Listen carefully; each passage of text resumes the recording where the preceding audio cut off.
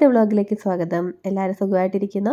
നമ്മളിവിടെ സുഖമായിട്ടിരിക്കുന്നു. രാവിലെ തന്നെ ബ്രേക്ക്ഫാസ്റ്റ് ഉണ്ടാക്കുകയാണ്. അപ്പോൾ ഇന്നത്തെ ബ്രേക്ക്ഫാസ്റ്റ് പൊങ്കലാണ് കേട്ടോ. അപ്പോൾ പൊങ്കലിനകത്ത് എന്താ ഒരു സ്പൂണെന്നല്ലേ ഞാൻ തന്നെയാണ് ഇട്ടത്. ഈ നമ്മൾ കുറച്ചേറെ വെള്ളമൊക്കെ വെക്കുന്ന സമയത്ത് ഈ കുക്കറിൽ നിന്ന് ഇങ്ങനെ മേളിൽ കൂടെ ഇങ്ങനെ ചീറ്റി വരത്തില്ലേ, അങ്ങനെ ചീറ്റാതിരിക്കാൻ വേണ്ടി ഒരു സ്പൂൺ ഇട്ട് കൊടുത്താൽ മതി. നമ്മൾ സാമ്പാറൊക്കെ വെക്കുന്ന സമയത്തൊക്കെ നല്ല ഉപകാരമാണ് കേട്ടോ, അല്ലെങ്കിൽ മൊത്തത്തിൽ ഇങ്ങനെ തെറിക്കാതിരിക്കും. അപ്പോൾ ഇത് പശുക്കുട്ടിക്ക് വിമാൻ സ്കൂളിലേക്ക് കൊടുത്തു വരുന്നത് കോക്കനട്ട് റൈസാണ് കേട്ടോ. അപ്പോൾ വെളിച്ചെണ്ണയിലേക്ക് കടുക്, ഉഴുന്നുപരിപ്പ്, വറ്റൽമുളക്, കറിവേപ്പില, പിന്നെ തേങ്ങ എല്ലാം കൂടി ഇട്ടിട്ട് നന്നായിട്ടൊന്ന് റോസ്റ്റ് ചെയ്യുക. എന്നിട്ട് കുറച്ച് കായപ്പൊടി കൂടെ ഇടണം. പിന്നെ ബസ്മതി റൈസും കൂടെ വേവിച്ചിട്ട് ആവശ്യമുള്ള ഉപ്പൂടെ ഇട്ട് കഴിഞ്ഞാൽ നമ്മുടെ കോക്കനട്ട് റൈസ് റെഡിയായി. ബസ്മതി റൈസിന് പകരം ഏതെങ്കിലും വൈറ്റ് റൈസ് ഉപയോഗിച്ചാലും മതി കേട്ടോ. നമ്മുടെ കുത്തരിയിൽ ചെയ്താൽ അത്ര ടേസ്റ്റ് ഉണ്ടാവുമെന്ന് എനിക്കറിയില്ല. ഞാൻ അങ്ങനെ ചെയ്ത് നോക്കിയിട്ടില്ല കേട്ടോ. എപ്പോഴും ഞാൻ ഈ റൈസിലാണ് ചെയ്യുന്നത്. അപ്പോൾ ഇനിയിപ്പോൾ ലഞ്ചൊക്കെ പാക്ക് ചെയ്ത് കൊടുക്കണം. അപ്പോൾ ഇതിൻ്റെ കൂടെ ഞാൻ സൈഡ് ഡിഷായിട്ട് വെച്ച് കൊടുത്തത് പൊട്ടറ്റോ ഫ്രൈ ആണ് കേട്ടോ. നമുക്ക് ഏതെങ്കിലും ഒരു മെഴുക്കുവരട്ടി ഉണ്ടാക്കി കൊടുക്കാം. പൊട്ടറ്റോ ഫ്രൈ ആകുമ്പോൾ കുറച്ചുകൂടി ഇവർക്ക് ഇഷ്ടമാണ്, അതുകൊണ്ട് ഞാൻ അതുണ്ടാക്കിയെന്നേ ഉള്ളൂ. നല്ല ടേസ്റ്റാണ് കേട്ടോ. ഇത് നമ്മൾ ലെമൺ റൈസ്, കേഡ് റൈസ്, അതുപോലെ ഒരു വെറൈറ്റി റൈസാണ് ഈ കോക്കനട്ട് റൈസ്.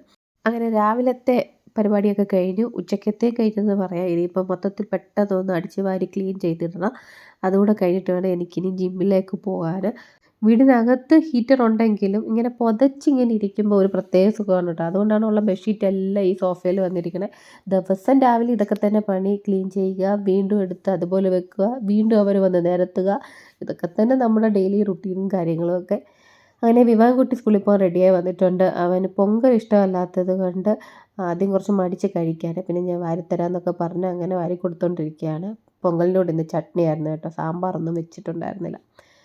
അങ്ങനെ ജിമ്മിൽ പോകാൻ വേണ്ടി ബസ്സൊക്കെ കയറി കേട്ടോ. ബസ് കയറിയപ്പോൾ തൊട്ട് എനിക്ക് എന്തോ ഒരു ഡൗട്ട് തോന്നി. ഈ ബസ്സിന് എന്തൊക്കെയോ ഒരു സൗണ്ടൊക്കെ കേട്ടോണ്ടിരുന്നത് കേട്ടോ. കുറേ ദിവസങ്ങൾ നല്ല പുതിയ ബസ്സായിരുന്നു വരുന്നത്. ഇന്ന് വീണ്ടും പഴയ ബസ്സാണ് കിട്ടിയത്. കുറച്ച് കഴിഞ്ഞപ്പോൾ കറക്റ്റ് അത് വേറൊരു സ്റ്റോപ്പിൽ കൊണ്ട് ആ വണ്ടി നിർത്തി.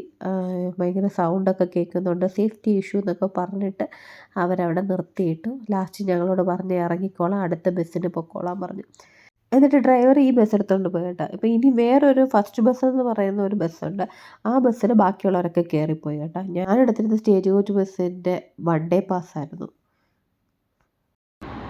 എൻ്റെ കൂടെ നിന്നവരെല്ലാം ബസ്സിൽ പോയി. 38 വന്നപ്പം കയറിപ്പോയി. കാരണം അവരൊക്കെ കുറച്ച് പ്രായമുള്ളവരാണ് കേട്ടോ. അപ്പോൾ അവർക്കെല്ലാം ബസ് പാസ് ഉണ്ട്, ഫ്രീ ആണ്. പിള്ളേർക്കും ബസ് പാസ് ഉണ്ട്. അപ്പോൾ അവർക്ക് ഏത് ബസ്സിൽ വേണം ഫ്രീ ആയിട്ട് പോകാം. പക്ഷെ ഞാനാണെങ്കിൽ സ്റ്റേജ് കോച്ചിൻ്റെ എടുത്തേക്കുന്നത്. അപ്പോൾ അതിലെനിക്ക് അത് പോയെങ്കിൽ എനിക്ക് അതിലും പൈസ കൊടുക്കണം, ഈ പൈസയും പോക്കാം. അപ്പം ഞാൻ കുഴപ്പമില്ല, അരമണിക്കൂർ വെയിറ്റ് ചെയ്യാമെന്ന് വിചാരിച്ചു. ഞാൻ വന്ന ബസ്സിൽ ഞാൻ മാത്രമാണ് പൈസ കൊടുത്ത് വന്നതെന്നുള്ള കാര്യം പിന്നീട് എനിക്ക് മനസ്സിലായത്. ബാക്കി എല്ലാവർക്കും ഏത് ബസ്സിൽ വേണേലും പോകാമല്ലോ. അങ്ങനെ ഇവിടെ ഫ്രീ ആയിട്ട് പോകണമെന്നുണ്ടെങ്കിൽ ഒന്നി ചെറുപ്പക്കാരിയാവണം, അല്ലെങ്കിൽ പ്രായമാവണം. എന്തായാലും ചെറുപ്പക്കാരിയാവാൻ ഇനി എന്തായാലും നടക്കില്ല. ഇനി പ്രായമായിട്ട് നമുക്കിനി ഫ്രീ ആയിട്ട് പോകാൻ നോക്കാം. അങ്ങനെ ഞാൻ ജിമ്മിലെത്തി വർക്കൗട്ടൊക്കെ സ്റ്റാർട്ട് ചെയ്തു. ഇന്നൊരു മാക്സിമം 1 മണിക്കൂർ ചെയ്യാൻ പറ്റിയില്ല കേട്ടോ. ഞാൻ ശരിക്കും പറഞ്ഞാൽ ഇത് കുറേയേറെ പ്ലാനൊക്കെ ഉണ്ടായിരുന്നു. നേരത്തെ ഇറങ്ങിയിട്ട് എനിക്ക് മിയാൻസ് മെഡിക്കലൊക്കെ പോകണമായിരുന്നു. പക്ഷെ അതൊന്നും നടന്നില്ല. അങ്ങനെ ഞാൻ നേരെ വീട്ടിൽ പോയിട്ട് ഇതായിരുന്നു ഇന്നത്തെ എൻ്റെ ലഞ്ച്. മോറിസിന് ഇന്ന് കുറേ സാധനങ്ങളൊക്കെ ഓർഡർ ചെയ്തിട്ടുണ്ടായിരുന്നു ഏട്ടന്. അതൊക്കെയാണ് പറഞ്ഞിട്ട് എന്തൊക്കെയാണെന്ന് നോക്കാം. സാൽമൺ സ്ലൈസ് ഫിഷ്, എല്ലാ ഫിഷ് ഐറ്റം തന്നെയാന്ന് തോന്നുന്നു. Crab meet. ഞാൻ പറഞ്ഞില്ല, ജിമ്മിൽ പോകുമ്പോൾ അവിടെ ഇങ്ങനെ ഒരു സൂപ്പർ മാർക്കറ്റ് ഉണ്ട്. നേരത്തേക്ക് നമ്മളവിടെ പോയി മീൻ മേടിക്കുമായിരുന്നു. കുറേ നാളായി പോയിട്ട് ഇപ്പോൾ ഏട്ടൻ ഓർഡർ ചെയ്തതാണ്. ഈ മീനൊക്കെ കഴിച്ചിട്ട് കുറേ ദിവസമായി കേട്ടോ. ഇത് സീ ബാസ്, എല്ലാം ക്ലീൻ ചെയ്തതാണ്. അങ്ങനെ കുക്ക് ചെയ്യേണ്ടത് തന്നെ. പിന്നെ പ്രോൺസ്, വീണ്ടും ഒരു സീ ബാസ്.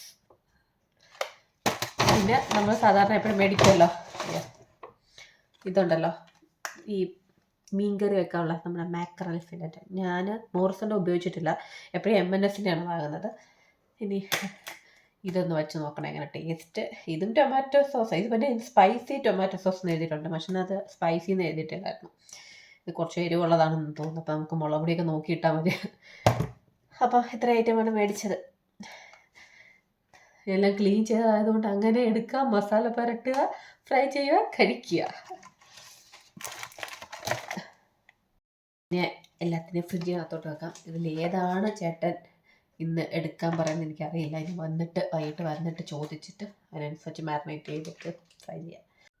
വിവാൻകുട്ടി വന്നു. സ്കൂളിൽ നിന്ന് വന്ന ഉടനെ സൈക്കിൾ എടുത്തുകൊണ്ട് പോയതാണ്. അവൻ്റെ ഫ്രണ്ട്സ് വിളിച്ചിരുന്നു സൈക്കിളും കൊണ്ട് പോകാമെന്ന് പറഞ്ഞിട്ട്. അപ്പോൾ അവിടെ അടുത്തൊരു പാർക്കുണ്ട്, അവിടെ പോയി കളിക്കാൻ വേണ്ടി പോയിട്ട് വന്നതാണ്. ഇന്ന് കുക്ക് ചെയ്യാൻ പോകണം ഇതാണ് കേട്ടോ. അപ്പോൾ ഇതാണ് നമ്മളെല്ലാം ഫ്രൈ ചെയ്യാൻ പോകണം മീൻ.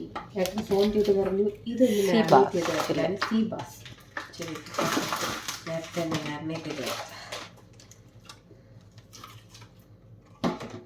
ഒരു മീനാണ് കേട്ടോ. ഒരു മീൻ ഇങ്ങനെ